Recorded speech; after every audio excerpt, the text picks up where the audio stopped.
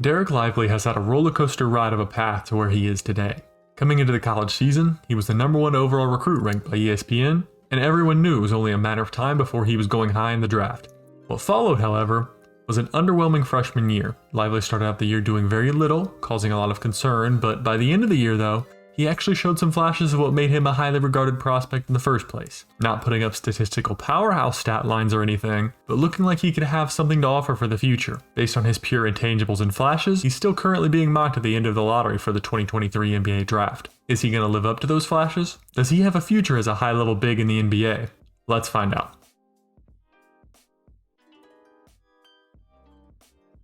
Born in Philadelphia, Dereck Lively grew up playing basketball, as his mom was a basketball player at Penn State for 4 years and was a 1,000-point scorer for them. He was dominant both in high school and the AAU circuit.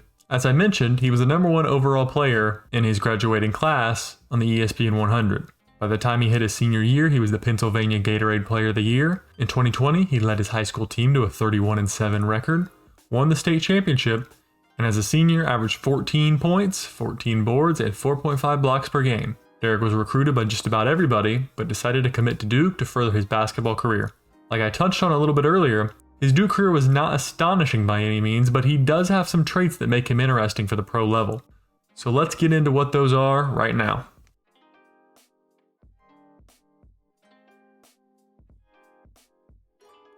So a lot of what Lively does is a bit theoretical at this point, because a lot of what his reputation is built off of is his insane potential. He tends to show flashes in a lot of areas, but not true proficiency except for one area, which is shot blocking. But we will discuss that later. As for shooting, he seems as though he has a chance to become a stretch big type center, as he has a historical precedent for shooting the ball, especially in the EYBL and in workouts.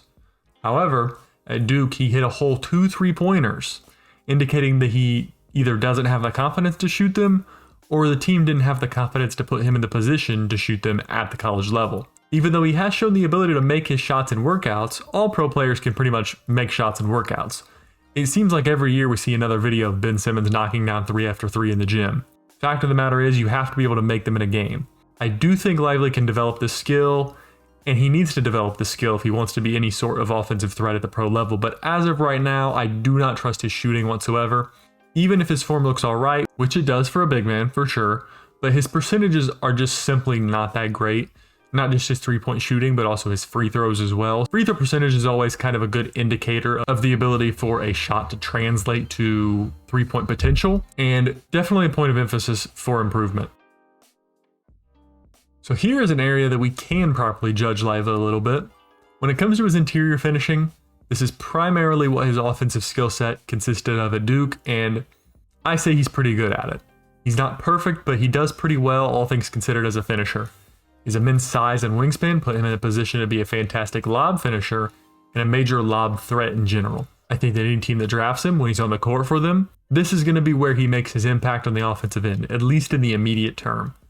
When it comes to things other than his lob finishing and dunking in general, however, he could use a little bit of work. Because when you watch his layups and his hook shots and things along those lines, they're a little bit inconsistent. I would say he's by no means a terrible finisher, but I think sometimes his strength kind of lets him down a little bit, especially against bigger defenders, and he really needs to build a stronger base and improve his balance so he can more effectively finish interior shots. Because I find that he does sometimes shy away from contact a little bit. I would like to see him kind of lean more into his size, so to speak, kind of grow into his body a little bit more, and he is still very young, so this is 100% an area that I think he will get better at over time. But as of now, I feel like it's a little bit too easy for opposing bigs with size to keep him out of the paint and make him settle on a shot that he is not quite accustomed to, instead of being able to finish over the top. So an area that's becoming more and more important for big men over time in the NBA, playmaking. Lively actually looks pretty good as far as being a playmaker is concerned. I think that this is a trait that he definitely will have. I think a lot of concerns people have with some big men in general is when you throw the ball down to them, they can't kick it back out to you, or they're not willing to. He is not that type of big man. He tends to pass well within an offense and makes really good reads within the offense, and he knows where the offensive players are at that he needs to get the ball to, knows where they're going to be. I think he's really a good asset for any team that wants to utilize a big man in the high post, for example.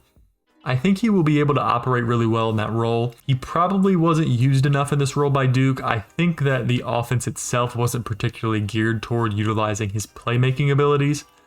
But I think in the pro game, teams like to run their offenses through their big man if they have the ability to distribute. Play like an inside-out type game, utilizing the big as a hub. And I think that he'd be pretty effective in that role for a professional team, especially if he can refine some other aspects of his game.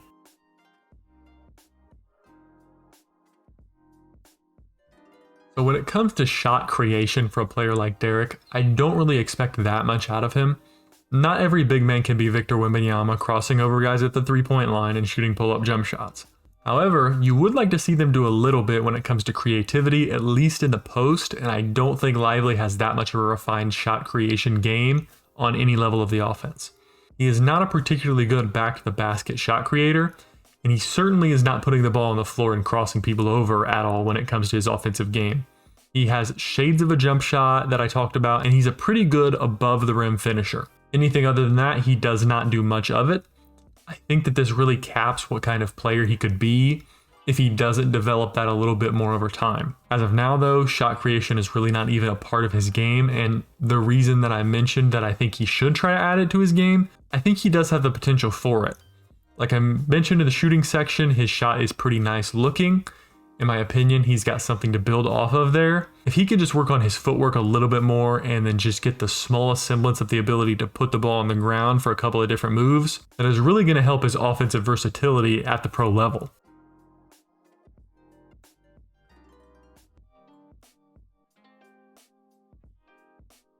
So, absolutely beyond a shadow of a doubt, the best trait in his game is his defensive ability. He is a phenomenal rim protector and would be probably the best in most draft classes when it comes to the rim protection. He is just huge when it comes to his height and enormous wingspan. Along with that, he is very athletic and covers a lot of ground on the defensive end. He is quick enough on his feet to step out and recover back to protect the rim if he's a little bit out of position. What I like to see a lot for most prospects is for them to have at least one elite skill that is going to translate to the NBA no matter what, and for him, it's his shot blocking. I think no matter what happens, if he's on the court, he's going to be a good shot blocker in the NBA, and this really is very beneficial to his floor as an NBA player. At the very least, he's going to be a guy that a team can put in to the game, and he can help out their defense immediately.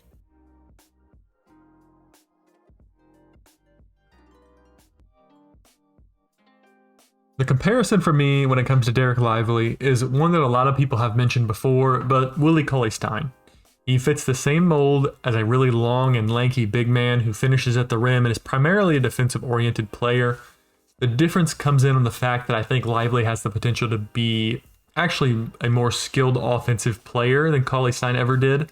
Cauley-Stein did not show many hints of being an offensive player whatsoever, while Lively has indicated that he could have the ability to be able to stretch the floor a little bit, as he did show that at the high school level. So I see his range of outcomes being much better than what Willie Cauley-Stein's was, but in Willie Cauley-Stein's day, he was a pretty effective role player as far as rim protection and lob finishing, which is what I project Lively should be good at the bare minimum in the league.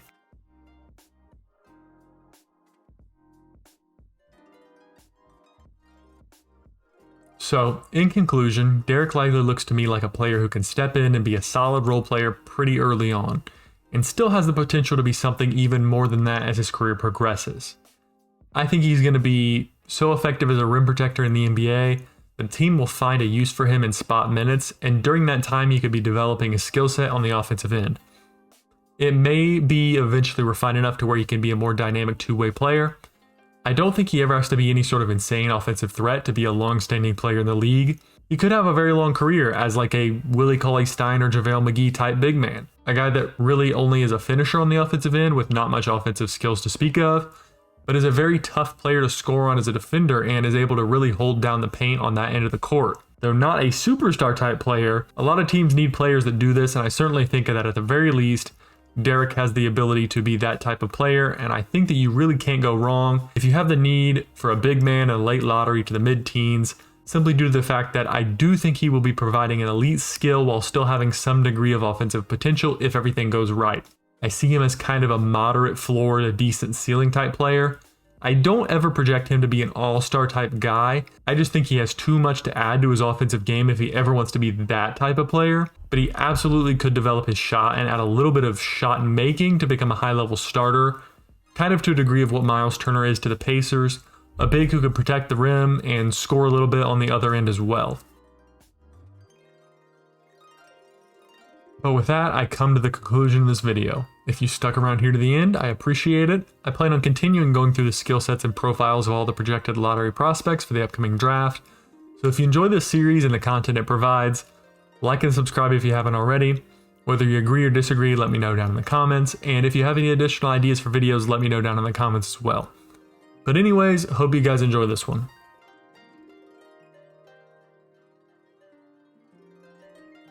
Hey, thanks again for watching this video. If you enjoyed what you just saw, go ahead and click one of these videos here to see some more of our content.